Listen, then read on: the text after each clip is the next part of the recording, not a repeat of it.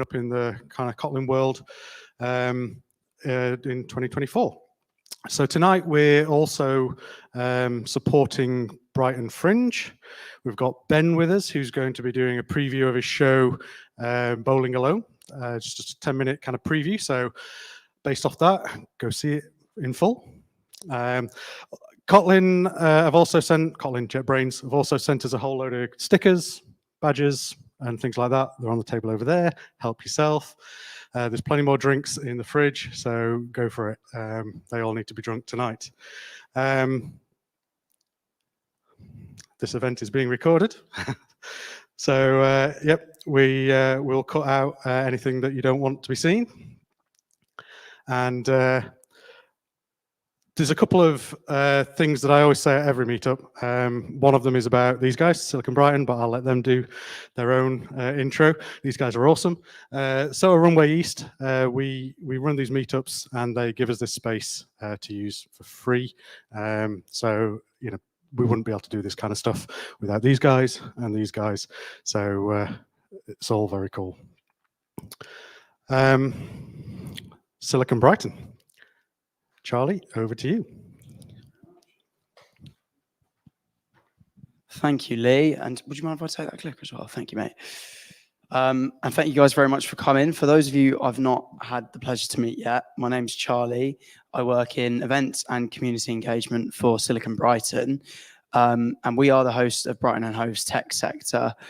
We support over 30 different meetup groups in the tech and digital scene across the city, including Brighton Kotlin and Brighton Jug, and all of which you can see on the screen here now. And all of the events that we run are free to join, available to people at all levels, and they're all hybrid. So you can join us in the room or online, or where we do a live stream on YouTube, which means you can also watch the event back afterwards if you'd like as well. None of the work that we do would be possible without the help of our amazing supporters, all of whom are on screen here. We owe them an amazing amount of thanks.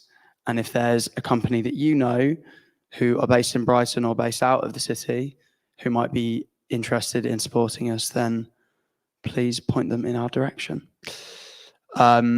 We also are sponsored by Octopus Energy, James Chase, Hyperion Dev, and the University of Sussex. These sponsors make key contributions to really helping us run the operation in the way that we want to, and run everything in the best way that we possibly can. So a huge debt of gratitude to them as well. And we are always looking for help and support running the different events that we do. Maybe you would be interested in giving a talk at one of the events, or helping out as one of the organizers like Lee, or volunteering with us and helping set up the events. Anything that you might be interested in to help would be hugely appreciated. We really love working with everybody that we can. These are our values. I'll let you read through these whilst I'm speaking, but we like to feel that these have been upheld in all of the work that we do and all of the events that we run. And if you feel that these aren't being upheld at any point, please feel free to come and speak with myself or my colleague Grace, who is here as well this evening, at any time that you like. You can follow us on socials on Instagram, LinkedIn, Twitter/X, and TikTok, all of which we're at Silicon Brighton. And as Lee alluded to, we are very lucky to be partnering with Brighton Fringe for the first time this year. Throughout May, we've been collaborating with different Fringe acts to come and give a preview of their brilliant shows at the events that we've been running before we get into the main keynote or panel discussion or whatever it is that we've been going through. It's been fantastic. It's been such a good month. Like, there's been so many fantastic acts that have had fantastic shows, and it's been a fantastic partnership. I'm really looking forward to seeing Ben's in a few minutes. If you are interested in any of the events that we've got coming up soon, tomorrow we've got Brighton Data Forum and Brighton Blockchain on. If you're keen, you can do the double. On Friday, there's Game Dev Drinks, which I believe is at Loading Bar. on the seafront. I could be wrong. Sorry if I am. And UX Ups Summer Bash is next week on the 6th of June as well. If you scan this QR code or go to siliconbrighton.com/events, you'll be able to see the full calendar of what we've got going on. And if you scan this QR code, you'll be able to join the Silicon Brighton Slack community and connect with everybody on the Brighton Kotlin channel.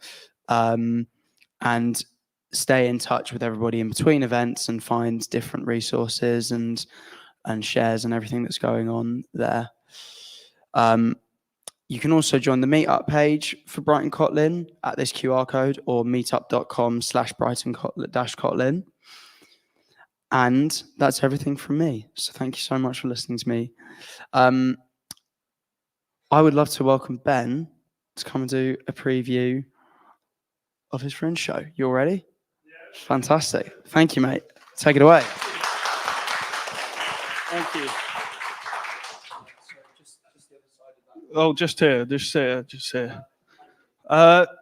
All you guys look like you have crazy big brains. Like you're probably really smart, right? Comics, like we're not known for being very smart, not very clever. So I got here like crazy early, and I didn't know where to go. So I went in every single office on this whole street. I just basically went in every single office and said, "I'm here to do comedy. Like I'm the comedy guy." Like just deranged man, just going in every single office, being like, "You want a comedian? Okay, I'm here." Oh my gosh, the thought of it. So my name's Ben. My show's all about bowling. It all happened because a few months ago, I went bowling for the first time in a long time, right? Now, I don't know if you guys are aware of this or not, but do you know you don't have to wear specialized bowling shoes anymore? Yeah. I feel like scientists kind of slipped that one under the radar. You know what I mean? Didn't even make the news. It didn't even make the Channel 5 news, you know? Not a press release, not an announcement. Really makes you think. It makes me think. If they're keeping that information from us, what else are they hiding? You know what I mean? Given that's a huge advancement in bowling technology, and we don't hear anything. Because, listen, guys, because I feel like we're friends now, okay? So I'm going to be honest. I feel like we're a close group.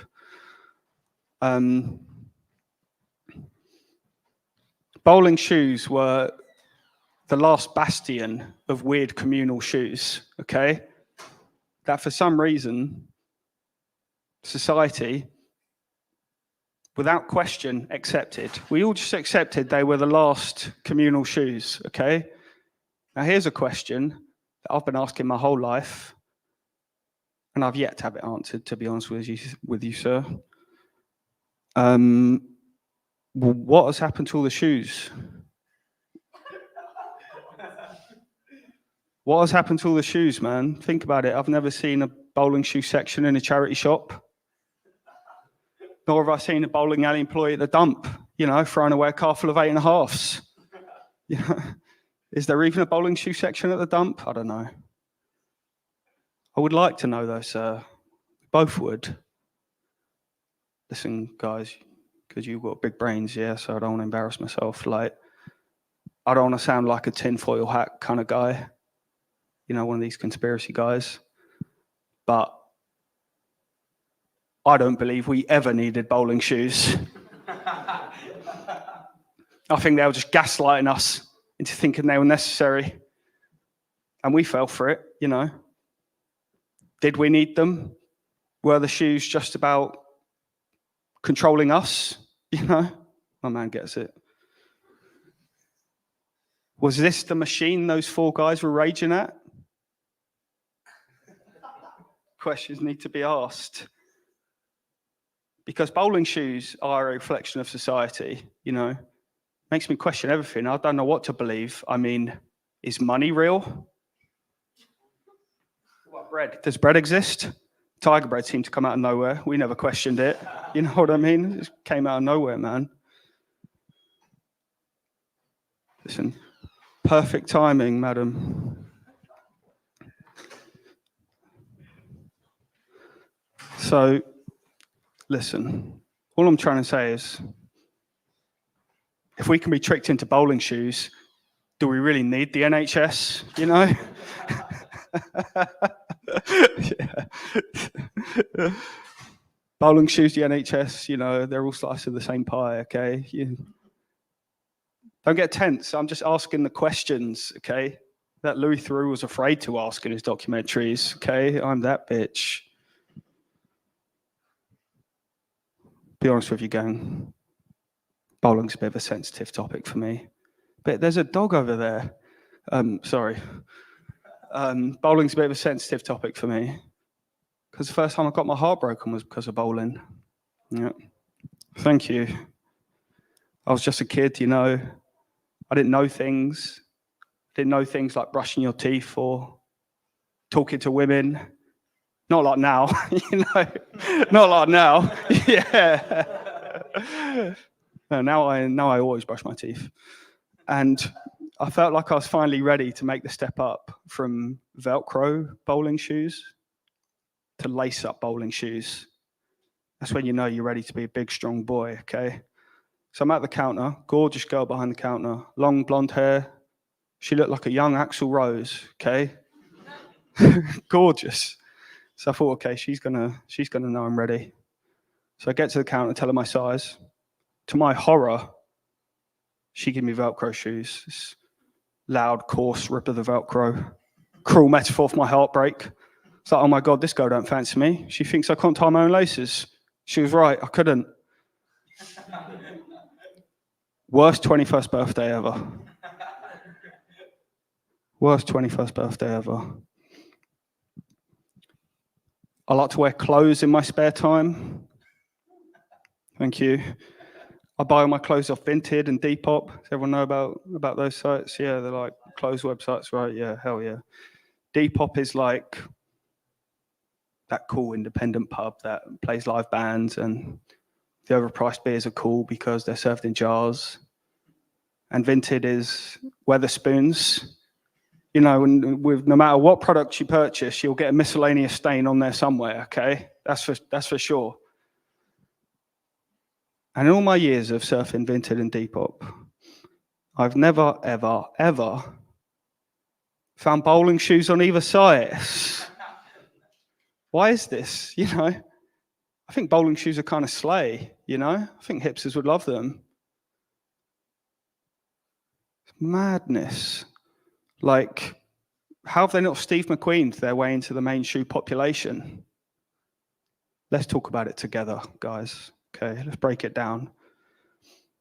I was thinking maybe it's because they were slippy, because bowling shoes are dangerously slippy. Which never made much sense, because why were they so slippy? Surely grip is what you need when hurling dangerously heavy objects down a slick surface. Made no sense. Maybe bowling shoes just lose their power outside of the alley. Maybe they just can't survive in the wild, you know? Like African rhinos need to be protected for their own good. Something to think about, isn't it? Something to mull over. So all this bowling stuff got my head muddled. So I tried different hobbies because I couldn't stop thinking about it. So I tried reading. Now I'm not the kind of guy that reads a lot. Like you can probably tell, like I barely know how to read, you know. So I taught myself to read. I learned to read, and it was confusing because like my favorite writer is F. Scott Fitzgerald. You know, who wrote Great Gatsby. He said some really cool things. He said, "Reserving judgments is a matter of infinite hope." Man, that's cool. I think maybe he was just hoping for an actual first name. You know what I mean? You have to be somewhat of an optimist if your first name is F. I'd be saying loads of cool quotes if my first name was F. So I tried reading about other things. I tried reading about history. That's just as confusing though, because they say that history is written by the victor, but I've never met anyone named Victor. So I really don't know who's got that job. leave this with one thing. Let's talk about. I'm gonna do another bowling joke. Like, I think maybe one of the reasons bowling confuses me is it's because it's quite a sexual sport, isn't it? It's quite sexual, bowling is, yeah. We know, me and you, we know. Why it's confusing, man? Because every time I bowl, it just reminds me of the night I lost my virginity, you know? Because it started bad and only got worse. The constant gutter balls, failing to find the pin. Doubting the pin even exists. It's just something made up by female bowlers. Clitoris joke, that one was. All right, my name's Ben O'Sullivan. I'm doing my show every day, 3 o'clock at the Caxton Arms. Going to be a lot of fun. If you thought I was funny, come to it. If you didn't think I was funny, then it's all right. Do something else. All right, my name's Ben O'Sullivan. Thank you very, very much. Thank you so much. Thank you. Ben, and when does the show run until? When does the show run until? Runs till Friday. So if you've got 3 o'clock free before Friday, go down to the Caxton Arms. I'm going to go down if I can make the time as well. So thank you so much. That was brilliant. So Lee, I don't need to, do I need to pass over to you to preview anything, or should I pull the live stream up? Let's pull the live stream up and let's get going.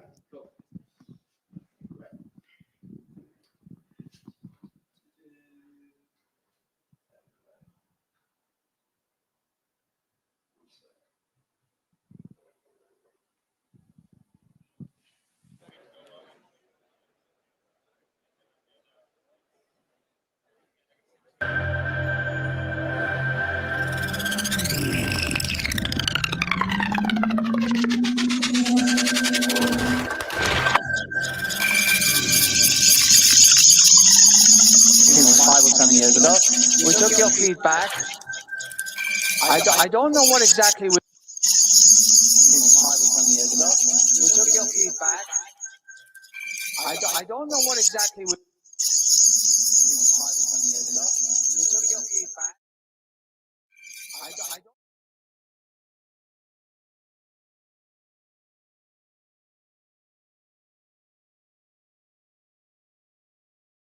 We did with the feedback.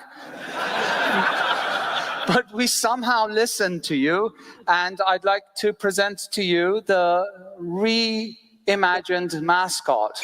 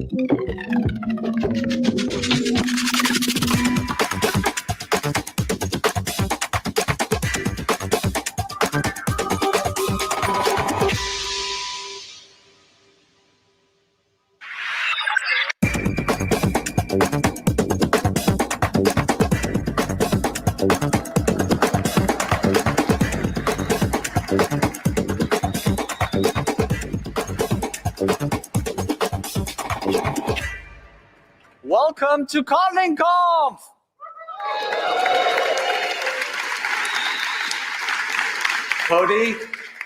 Cody, get off stage. What are you doing here? Come, off you go. There you go. Sorry, folks. Talking about Cody, I know you had to put up with my voice. So we were actually considering asking Scarlett Johansson to see if she would like to do the voice for Cody, but we thought she'll probably say no, and we don't want to go against her will. But anyway, welcome, folks. Welcome to KotlinConf. There's 2,000 people here today. Round of applause. Go. Apart from the 2,000, we've got a whole bunch of people watching KotlinConf online. In addition to that, we have 37 countries, actually, with 71 global events happening, which is absolutely fantastic. I want to give a big shout out to our sponsors with whom, well, this would be a little bit more expensive. So thank them. Please go to the exhibit hall and check them out. And we've got an amazing lineup for the program for you as well. We have the 5 parallel sessions. If you can't tolerate 45 minutes of listening to someone, we've got the lightning talks, which are 15 minutes. Then we have a coding challenge that's going on in the exhibit hall where you can code in the dark, as well as the code labs by our partners at Touch Lab. Tonight, we have a party, like 50 meters, 5 meters across the hall from there. And we're going to have a live band. It's going to be fantastic. We're also going to have a quiz.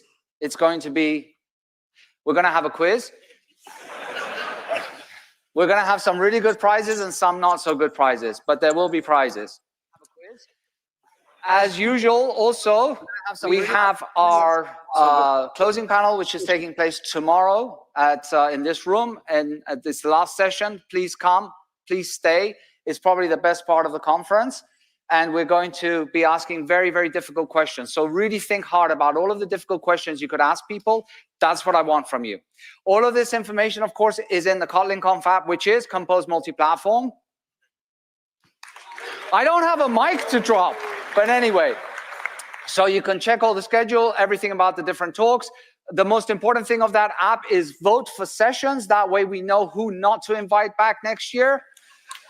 And also, as you walked in, you picked up some T-shirts. Some of you, I don't know if you're already wearing them, but they have different words on them, right? There is like love, code, nothing. I got the nothing.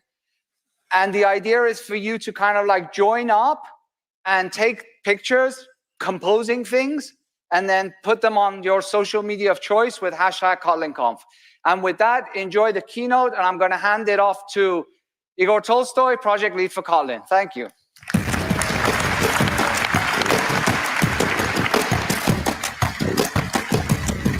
Hey everyone, welcome to KotlinConf.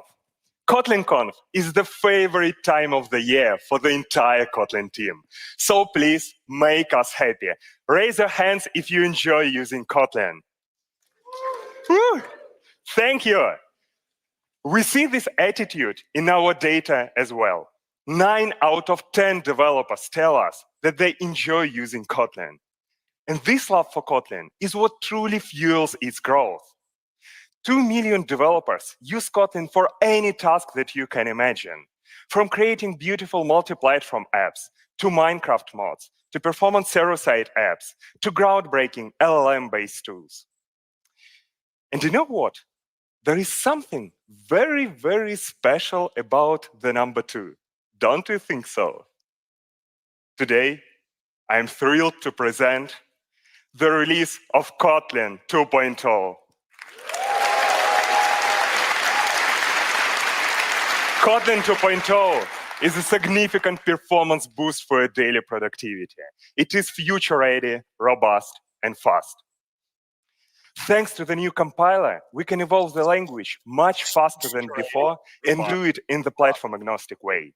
We can introduce new language features while being 100% sure that they won't affect your existing code. We intentionally avoided introducing any new major language features in this language version to make your migration as smooth as possible. However, the new compiler architecture by itself fixed many long-standing issues in the language. Now the compiler behaves more consistently and understands your code better, making it even more robust than before. And as I said, there is something special about the number 2, because Kotlin 2.0 brings 2 times improvement in compilation speed. So sorry, folks, no more coffee breaks while waiting for bills. While some projects might compile even faster than before and others a bit slower, Overall, we're seeing a significant performance boost in real-world projects. And the improvements don't stop at compilation speed, because the IntelliJ Kotlin plugin K2 mode also shows remarkable results. We see about 1.8 times improvements in code highlighting speed on the code base of IntelliJ Ultimate. And that's a game changer. The K2 IDE mode is going to reach beta soon. And the team currently works on the feature parity with the old IDE plugin. We're going to make K2 mode the default later this year in IntelliJ 24.3 release and introduce even more performance enhancements. So please, folks, use K2 IDE mode and let us know what you think. Just releasing a new major language version is not enough, because developers have to actually migrate to it. This is why our focus very early on was ensuring the highest possible quality and smooth migration between language versions. We've put quality gates of about 40 different JetBrains and community projects. Each K2 release was automatically tested against 10 million lines of code. This helped us to ensure that each introduced change won't accidentally break code that compiled successfully with the old compiler, and your migration will go really smooth. 80,000 of developers tested each K2 release. About 18,000 developers tested each K2 release starting from its very early versions on a total of 80,000 Android multi-platform and server-side projects. Alongside thousands of individual developers, many companies adopted K2 in their production code bases and reported us any issues they could find. We call these folks EAP champions and rely on their feedback a lot. And today, I am confident to say that Kotlin 2.0 is our most quality release yet. This is all thanks to the exceptional efforts of both our team and the community. So thanks to everyone here in this room and beyond for making Kotlin 2.0 completely safe to migrate to.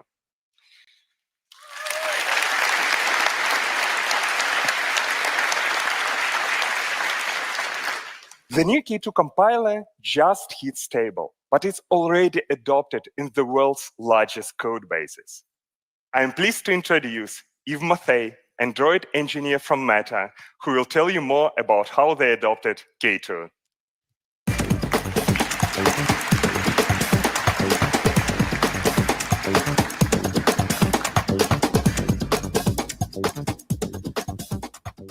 Hello, everyone. I'm really glad to be here today. And thanks, Igor, for inviting me to share our Kotlin journey with you all. For almost 3 years now, Android development at Meta has been Kotlin first. We've come a really long way in that time. Since shipping our first line of Kotlin code 5 years ago, we've introduced 20 million lines of Kotlin in our Android code base. Along the way, Kotlin has become the most preferred language amongst our Android developers, which makes sense. Adopting Kotlin has improved the reliability of our codebase and made it more concise. We've seen at least a 10% reduction in lines of code. We've rolled out support for Kotlin across the whole Meta Android tech stack, IDE integrations, frameworks like Litho, our build system, inspections, and even Dex bytecode optimizers. We've not only allowed teams to write new Kotlin code, but also built tooling on top of IntelliJ's J2K converter to automatically convert code to Kotlin at our scale. Every week, we see tens of thousands of lines of code automatically converted to Kotlin, which brings us closer and closer to the mono language experience on Android that we want. Now at Meta, we care a lot about developer experience, and we aim to minimize the development cycle for engineers as much as possible. Kotlin build speeds are a dominating factor for a great developer experience, and incremental compilation is key for having a quick feedback loop. That's why our Android infra teams started experimenting almost 2 years ago with what is now known as K2. In 2022, we noticed the potential to improve our engineers' experience with the K2 compiler.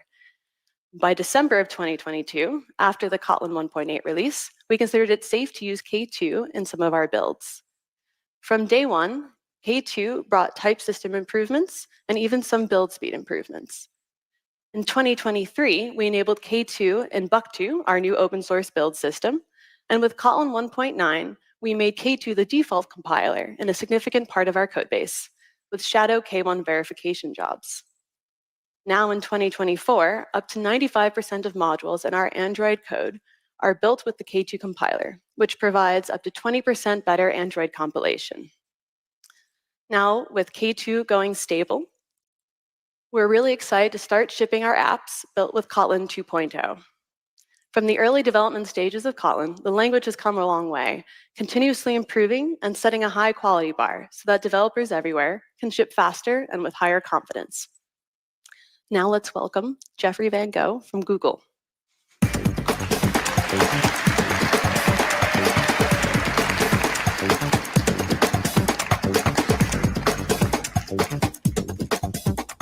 Thanks, Eve, and good morning, everyone. It's been a bit over a year since our last update, so let's take a look at some of the investments Google's making into Kotlin.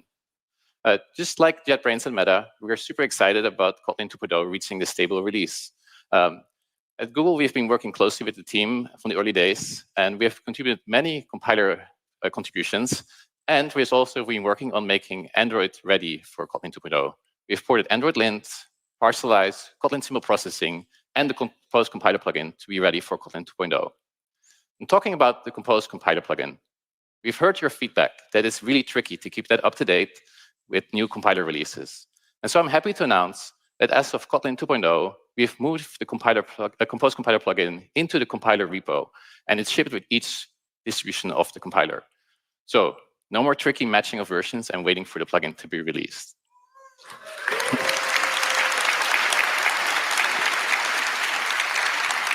And Kotlin symbol processing will follow the same path later this year. The next big step, as Igor mentioned, is IDE support. And here we're too working on making sure that any feature in Android Studio that uses language services is ready for Kotlin 2.0. This is now available as an early preview in Android Studio Koala, which is currently in the Canary channel.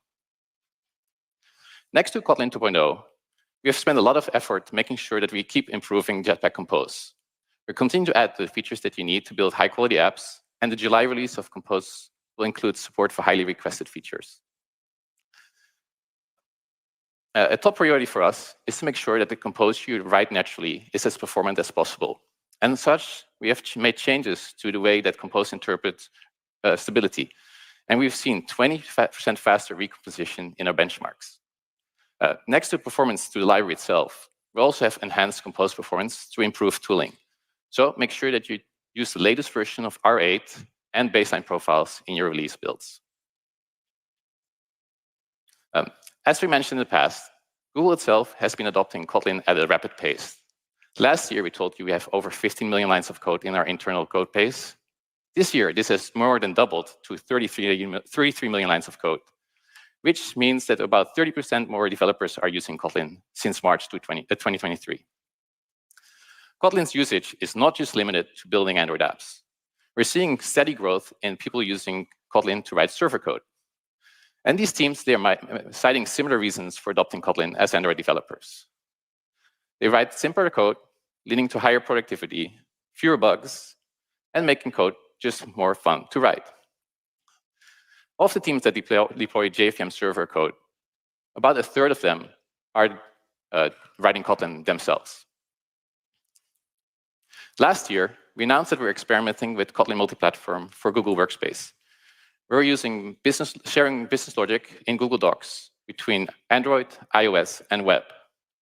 This project is going really well, and the Workspace team is excited to expand KMP across many of their apps in the future. As part of this experiment, we're contributing back improvements that we made to Kotlin tooling to the community. We have already made 15% improvements to the garbage collector and memory allocator for Kotlin native, and this has been turned on by default since Kotlin 1.9.20.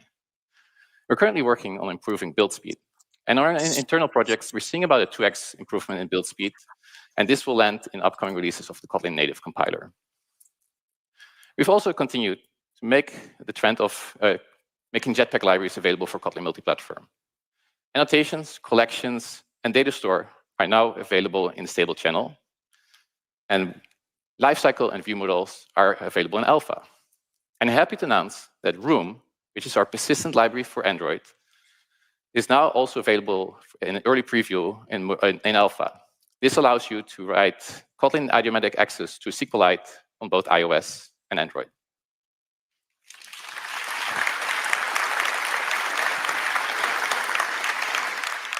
Bringing KMP to a project as large and crucial as Google Workspace has shown us how far the KMP efforts have come in the last few years. As such, we made an announcement at Google I/O last week that Android now officially supports Kotlin multi-platform for sharing business logic across mobile, web, server, and desktop platforms. So we believe KMP is especially well positioned for this. Android developers already know and love Kotlin. And KMP gives you great flexibility on how much of your code you want to share between platforms versus write natively. And through Kotlin's various toolchains, you get an experience that is tailored to each platform. And we believe that this hybrid model enables developers to deliver the best native experience while reducing the overall development and maintenance costs through multi-platform development. So what does this mean in practice? Next to the continued expansion of Jetpack libraries in the ecosystem, we're bringing Kotlin multi-platform support natively into Android Studio and related tooling. Basic KMP support is available today in the Android Gradle plugin, Android Studio, and related tooling. But this is just the beginning of our journey to fully support Kotlin multi-platform. We plan to continue collaborating with JetBrains, Google engineering teams, and the community to expand support on an ongoing basis. We're excited about KMP, and we look forward to expanding our support in the future. This was only a sneak preview into many Kotlin-related efforts that Google has participated in over the last year. We have several Googlers giving talks at the conference where they'll be going into much more depth on their projects. We also have a booth in the exhibition hall, and I'd like to invite you all to come by and talk to our team members and share your thoughts. We are proud to be part of this amazing community, and I personally look forward to geeking out with you all about this amazing language. With that, I'd like to invite Sebastian Eichner and Katerina Petrova to talk more about Kotlin multi-platform.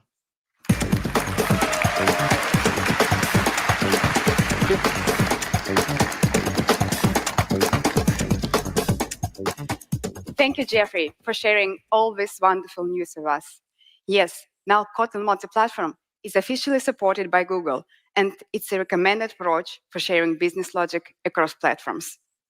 Yeah, and what's more, thousands of applications that are being used daily are being powered by Kotlin multi-platform. That's right. And this success comes from a long journey we've taken together. At JetBrains, we want to redefine the cross-platform development by offering the pragmatic approach to code sharing, reap the benefits of code reusing without the typical trade-offs. No code rewriting, no need to invest in learning new languages, and finally, no compromises on application quality. To achieve this, we leveraged the robust Kotlin compilers, integrating them with powerful build tooling, enhancing them with special multi-platform language features and libraries APIs, and introducing the secret sauce of IDE support. Altogether, it's now a flexible cross-platform technology with native power under the hood.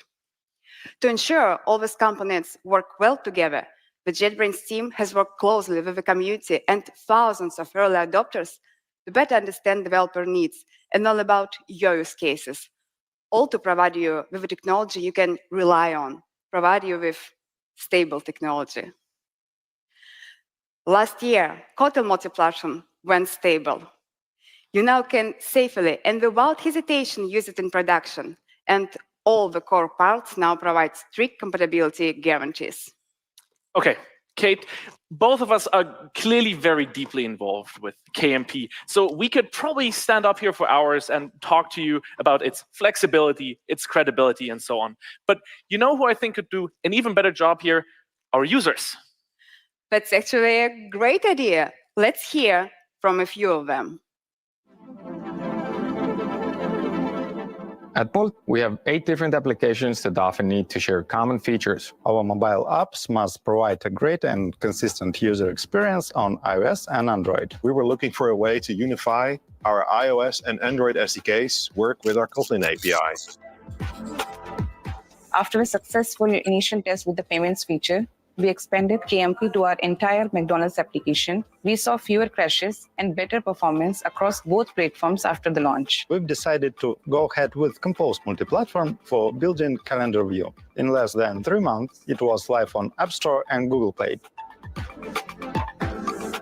We can build features across platforms without team expansion or performance hits. We consolidated all our business logic into shared code, which means we can now develop once and deploy more. We transitioned from a separate Android and iOS team to a more unified mobile team. Before KMP adoption, we had an often heard saying, it works differently on iOS, but it has been a while since we heard that one. With this confidence, we're expanding the Kotlin multi-platform use throughout the company. And soon we'll have more and more features and business logic powered by KMP. We believe Kotlin multi-platform will significantly influence software development by bridging the best of both worlds, the efficiency of our shared code base and the superior experience of native applications. And the best part, this efficiency came without the need to learn new language or hire new development team, but just by leveraging our existing knowledge of Kotlin.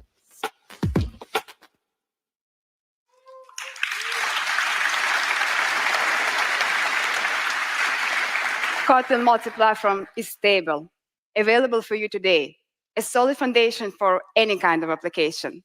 But more is coming. It continues to evolve. We're evolving it in many different directions, and today we want to specifically highlight the integrations, the tooling support, and the flexibility of code sharing. Let's dive deep, starting with the integrations to the iOS ecosystem, which we are going to take on the next level with direct Kotlin to Swift export. It's already in progress, and we are heavily investing in this direction. Let me show you how it works under the hood.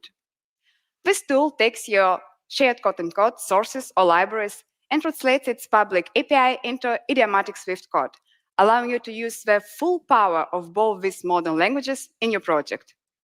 We are developing Kotlin to Swift export as a standalone tool that allows us to use it not only in the build chain to generate iOS binaries, but also in Kotlin Playground, for example, allowing you to prototype your APIs even faster. And finally, in IDE to make cross-language resolve work really smooth. And let's maybe talk a little bit more about that. And let's talk about how we're evolving the multi-platform tooling experience in general. And that starts with the core of the development experience, the IDE. Of course, you're able to build your Kotlin applications with IntelliJ IDEA and Android Studio, both multi-platform and single-target apps. But oftentimes, KMP development means jumping around between different tools. So we're working on bringing you a single all-in-one tool for Kotlin multi-platform development that is built on the Fleet platform. It's available as a preview right now, so we can actually go ahead and take a closer look already.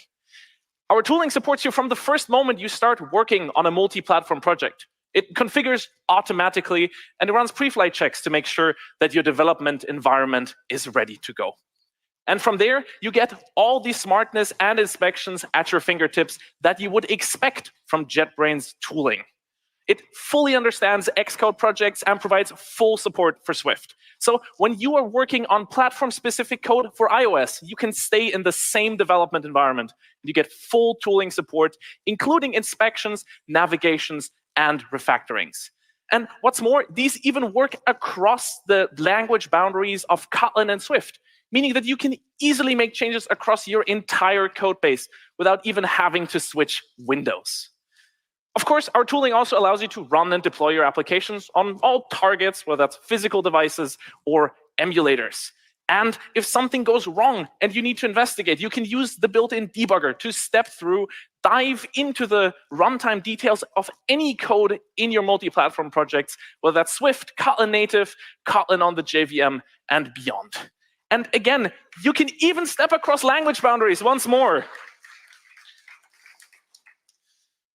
Cross-platform UI development also gets support. That starts with things like previews for shared UI elements built with Compose multi-platform, as well as fully integrated support for Compose resources, including things like navigation, access generation, and more. And of course, with JetBrains AI Assistant, you can autocomplete, generate, refactor, and understand not just Kotlin code, but Swift code as well. Our Kotlin multi-platform tooling is in active development, but we are ready for your feedback. So it's a great time to try it out for building your multi-platform applications.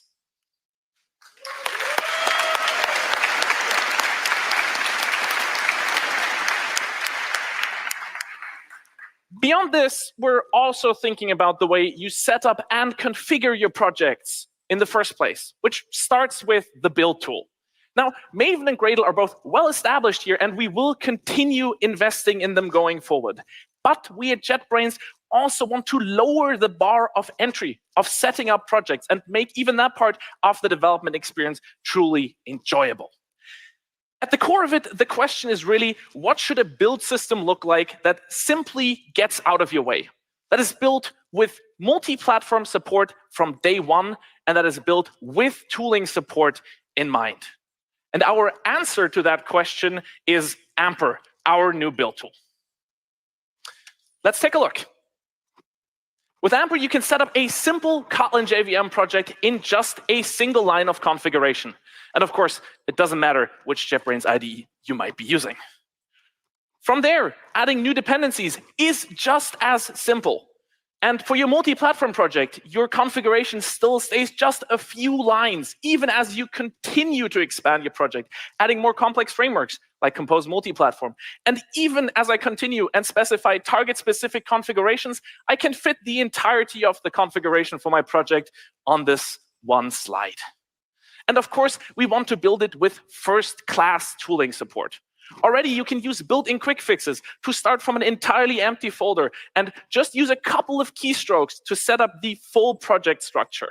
You also get support for typical tasks, such as setting up intentions to create version catalogs, adding new dependencies, quickly adding, for example, compiler configuration settings, and a whole bunch more things that we already have in the works.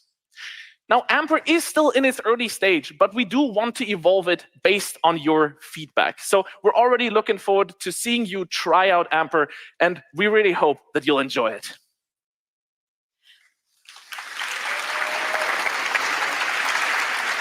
That's just mind-blowing. However, not only tooling is evolving. Compose multi-platform, our declarative framework for building cross-platform UIs, unlocks the full code-sharing flexibility, giving you the freedom of choice. Share just a piece of complex isolated logic. Cover all data access layer of your app. Want more? Share all business logic, including the domain layer.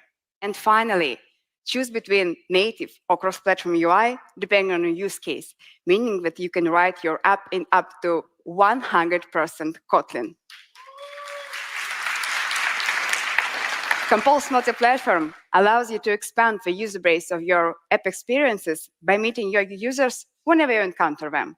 It's already stable on Android and desktop, and iOS is moving forward quickly. A lot of improvements have happened since its alpha announcement on last KotlinConf. Interactions feel more natural with changes to scroll physics and gestures. You have more common components available, and their interactions have been adjusted specifically for iOS. Compose iOS apps also become more accessible with out-of-the-box integrations with platform capabilities like VoiceOver. And the developer workflow improves with a new common DSL for testing UIs and better tooling support. We're also introducing new common APIs, addressing the needs of the community in the essential areas when building UI. We are bringing Jetpack Navigation, the official navigation library from Google, and its well-established APIs to Common Code. With Common Lifecycle and View models, you are getting first-party support for typical architecture patterns in your Common Code. And with our new Common Resources API, you are getting type-safe access to cross-platform assets in Common Code. With all these developments and additional under-the-hood changes, we are taking the next step on the road of stabilization, promoting Compose for iOS to beta.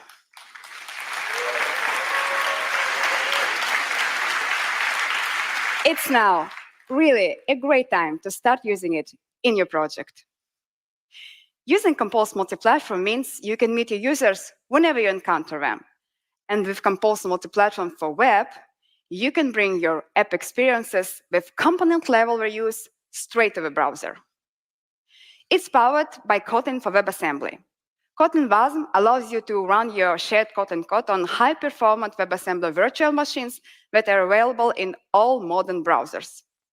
We announced the experimental version of Compose multi-platform for web last year, and since then we've added a bunch of dimensional functionality to this target.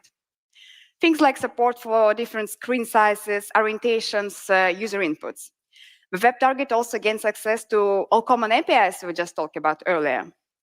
Besides, we improved the performance drastically. Now you can port your Compose applications to the web and they will just work, looking and feeling as great as on our platforms. With a lot of basic building blocks in place, we are promoting Compose multi-platform for web to alpha.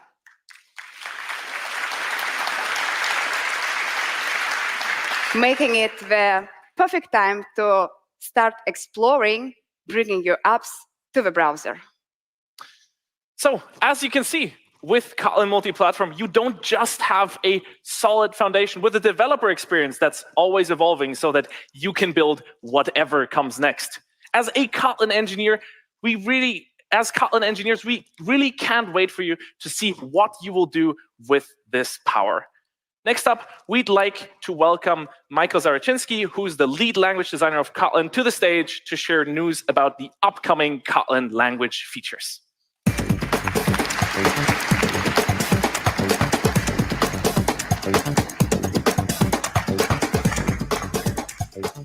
Thank you.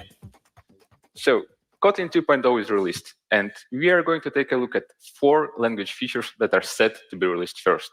And it's going to be a lot of code, so be prepared. Let's start with this piece of code. Here we have a function that takes a parameter of the type status and returns a string. If the parameter is equal to loading, return the string loading. If it's OK but doesn't have any data, return the string no data. Otherwise, return the rendered string. And if it's a critical error, we say that it's a problem. So what's wrong with this code? We repeated the status variable 4 times within the when expression. So we'd like to pull the variable out to avoid this repetition. And in Kotlin, one way to do this is to use when with subject construction. So let's try to do this now. If we do this, we get a compilation error that end is forbidden at this position, because using when expression with a subject has one important limitation. Each branch must have only a single check. But we see that this pattern is widely used. So we are going to remove this limitation by introducing guarded conditions, where you can have additional conditions separated from the first check by if. And we are going to introduce guards in beta in Kotlin 2.1.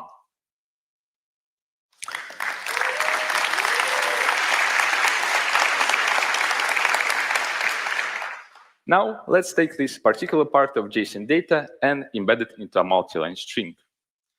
As you can see, the JSON keys become unresolved references, since the $sign is used for interpolation.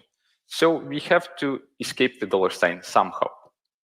We can try a backslash. It's used to escape the $sign in single-line strings. However, it doesn't work for multi-line strings, as multi-line strings don't have escaping sequences by design. So are there any workarounds? Well, let's just say that there are some quite tricky ones. And given that, we'd like to slightly aberrate our string literals. The idea is if you put 2 $signs in front of a string literal, then interpolation must also start with 2 $signs.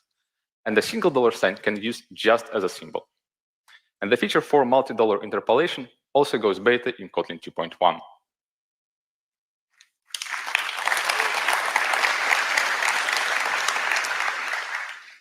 In the next example, we iterate over a range of numbers, retrieve the state, and for the non-null state, we check. If it's -1, we break from the loop. If it's 0, we continue. Otherwise, we process the state. While the code looks correct, it won't compile. You see, we've used break and continue inside the function called let, which is forbidden. And the reason is that the compiler doesn't know anything about the function let or when lambda will be executed. But let is an inline function, which means its lambda cannot be stored anywhere and must be executed in place right in the for loop. And this property makes inline functions truly transparent to jumps, making the use of break and continue absolutely valid. This feature also goes beta in Kotlin 2.1.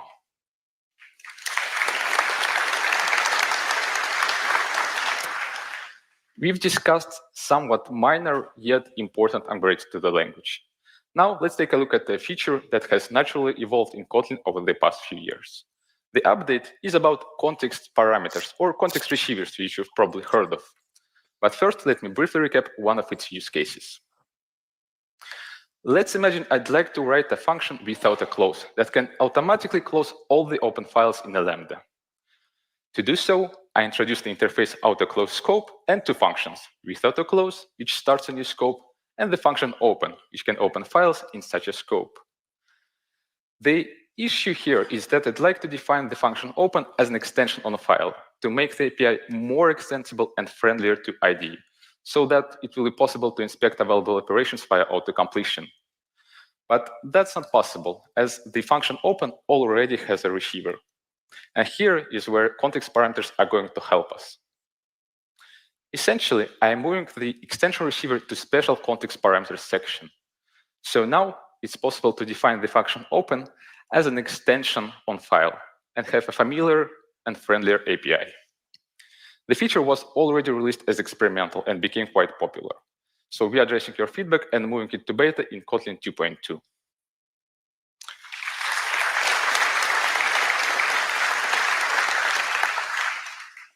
We've discussed a portion of language features that are going to be released soon. And these features contribute to broader focus areas we find important, such as data recognition and deconstructions with improvements to our powerful data flow framework and data classes, increasing abstractions with such features as context parameters and explicit backing fields, high performant and clear code with value classes and editability, and of course, library offers experience with improvements to opt-in mechanics and signature management. And we'll be discussing these features in detail in my talk dedicated to language features. And now, thank you, and I'm glad to welcome Всеволод Толстопятов.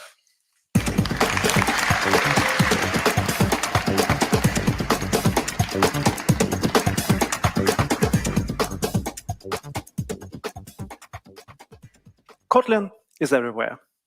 It is blooming on the server side, improves lives of millions of mobile developers, and multi-platform adoption grows rapidly, showing a solid 50% increase of open source multi-platform solutions since the last year. All of that wouldn't be possible without the Kotlin ecosystem, without all of us. And Kotlin team here is committed to do what it does the best, enable and empower developers. What is an ecosystem? At its very core, there's Kotlin programming language, which helps us all be more productive, creative, and generally more happy. I won't stop on that, as Michael covered it pretty nicely. Then there are core libraries. They're very basic and primitive tools to get the job done. And here, we'll continue consolidating and improving our foundational libraries experience. And I have plenty of news. Standard library keeps providing more and more multi-platform capabilities, stable native API surface, common data types, formats, atomics, UUID, multi-platform Unicode support is coming. Meanwhile, coroutines and serialization keep strengthening their core, providing more utilities, better documentation, and more robust and efficient underlying implementation. In Kotlin 2.0, we made Kotlin metadata stable and part of Kotlin release cycle. So finally, we can build our code introspection and transformation tools with a strict compatibility and versioning guarantees in mind. On the front of ongoing developments, Kotlin X Daytime recently celebrated a huge milestone with the release of universal parsing and formatting. All that with the great help of the community feedback, and not only from Kotlin, but from other languages and ecosystems as well. Kotlin XIO development is on its full speed. Multi-platform lingua franca for bytes, streams of data, files, I/O primitives. It's quite young, under a year, and it's already on its road to stabilization. It was only possible because of the massive contribution from the community, OKIO team, and in particular, Jesse Wilson, its co-maintainer. Thank you, Jesse.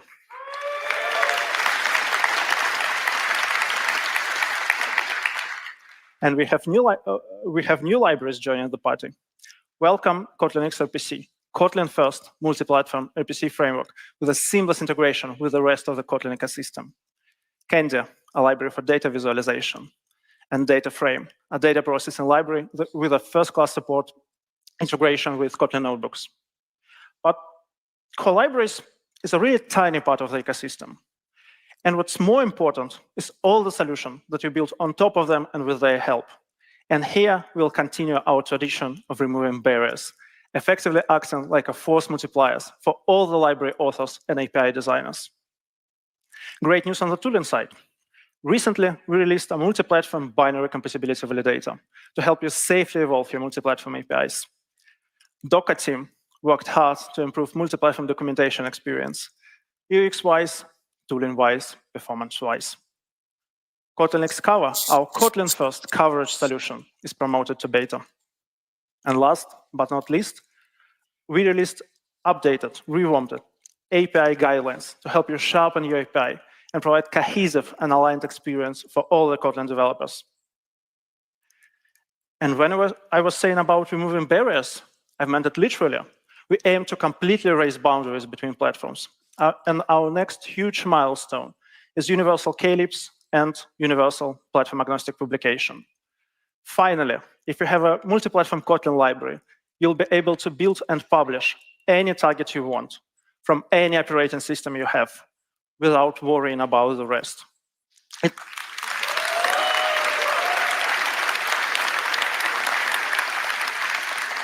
It's also going to work on CI, where it will be enough to have a single operating system as well. We aim to provide experimental support for that in Kotlin 2.1. With all that effort, we are creating the strong and solid foundation for the Kotlin ecosystem to thrive. Speaking of the foundation, last year, Kotlin Foundation announced grants program to recognize and award the most outstanding contributions to the Kotlin ecosystem. The competition was fierce. I would like to ask you for a round of applause for winners, those beautiful libraries.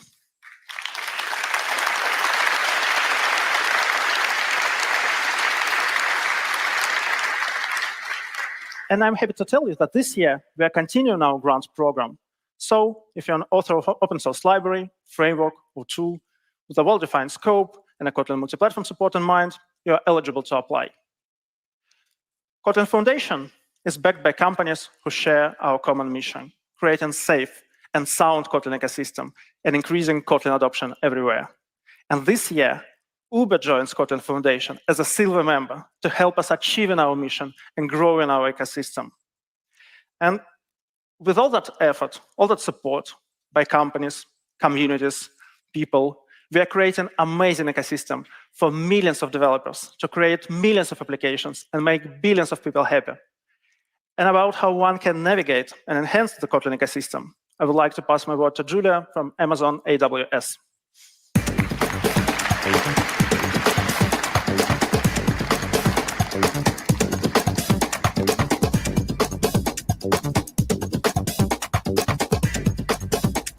Thank you, Seva.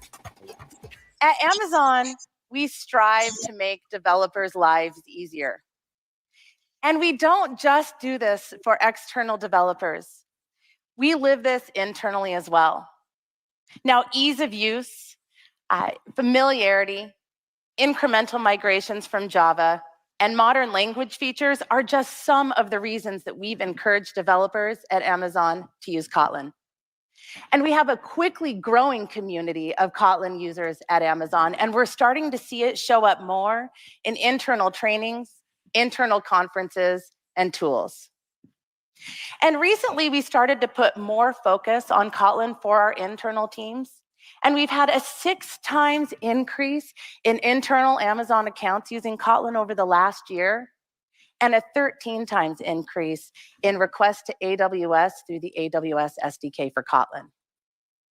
Now, some of the teams using Kotlin are Amazon Music, Prime Video, Amazon.com, AWS Amplify, and many more.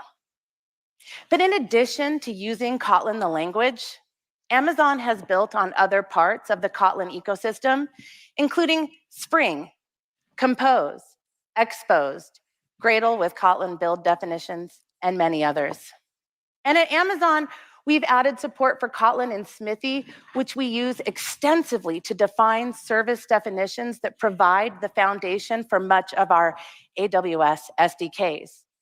And Smithy is an open source interface description language that's used by many external customers in their services as well. Now, the Smithy Kotlin generator, it's optimized to produce performant code tested at Amazon scale. But in addition to producing Kotlin code, the generator is also written in Kotlin, which accelerates understanding and adapting the generator for Kotlin developers.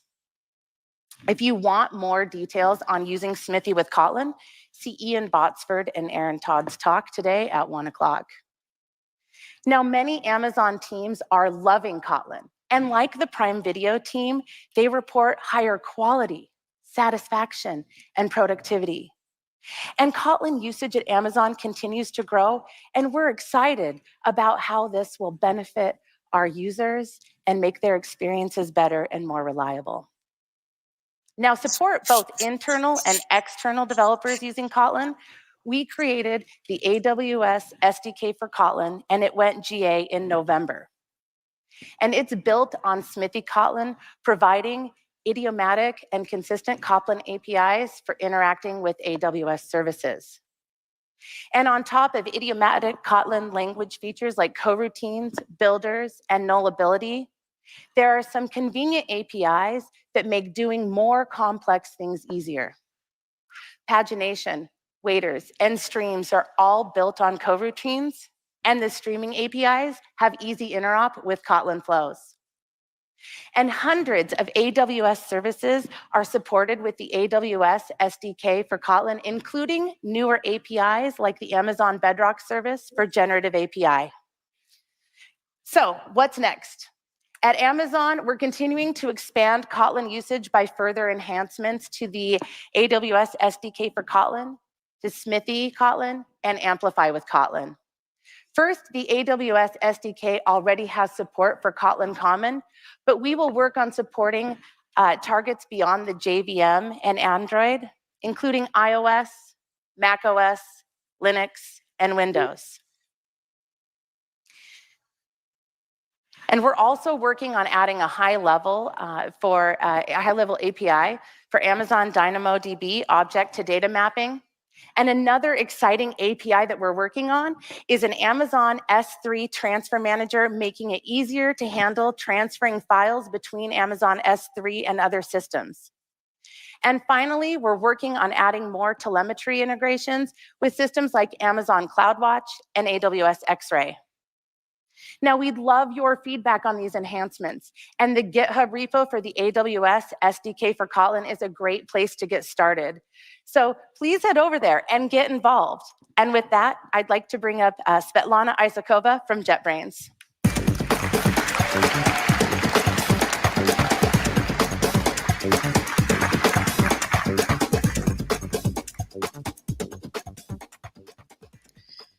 Many people would agree that we're experiencing the next technological revolution, like 30 years ago, when the internet rapidly spread across the world.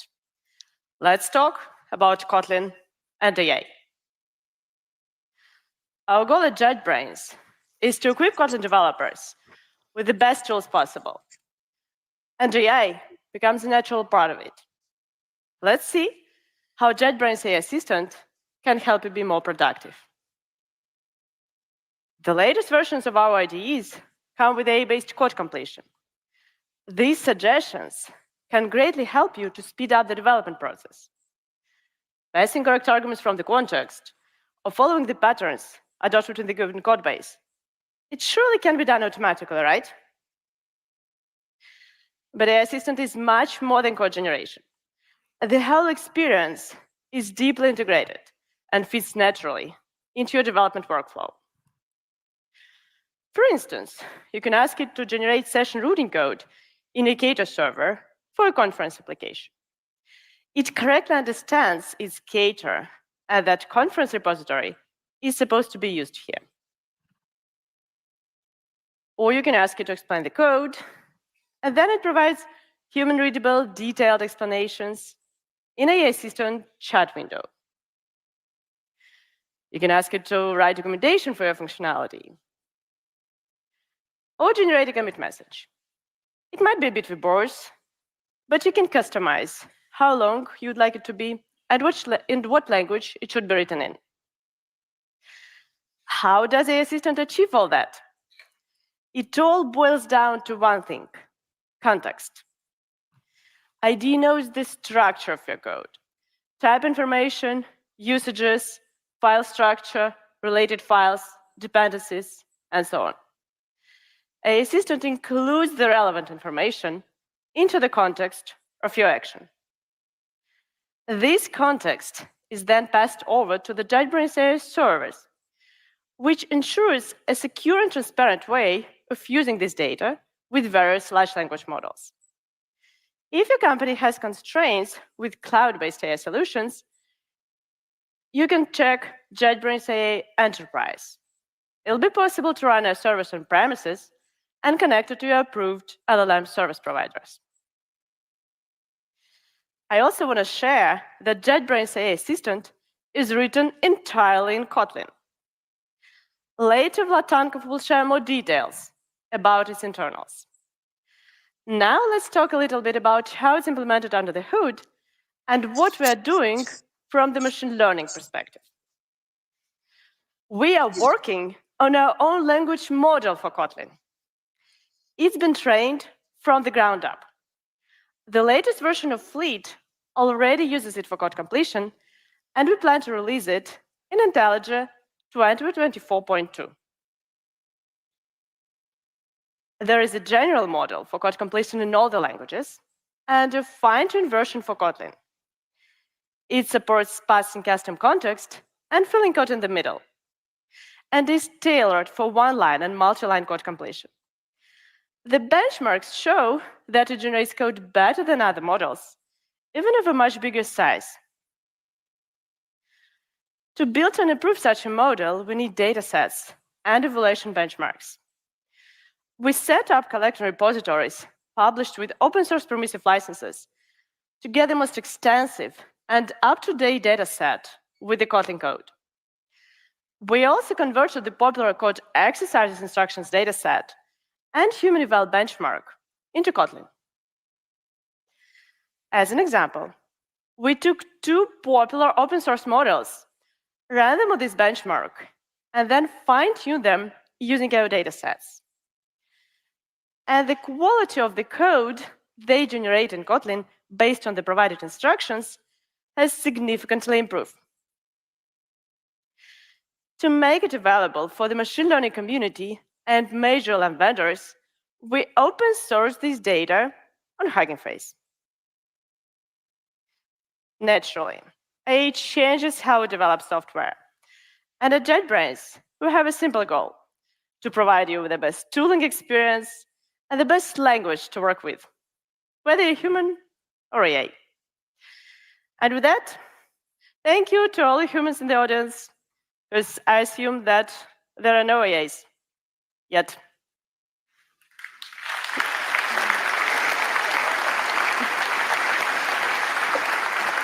Thank you, Sveta. Thank you, everyone. I hope you've enjoyed the keynote. We've got 2 days full of packed contents for you, so enjoy the conference.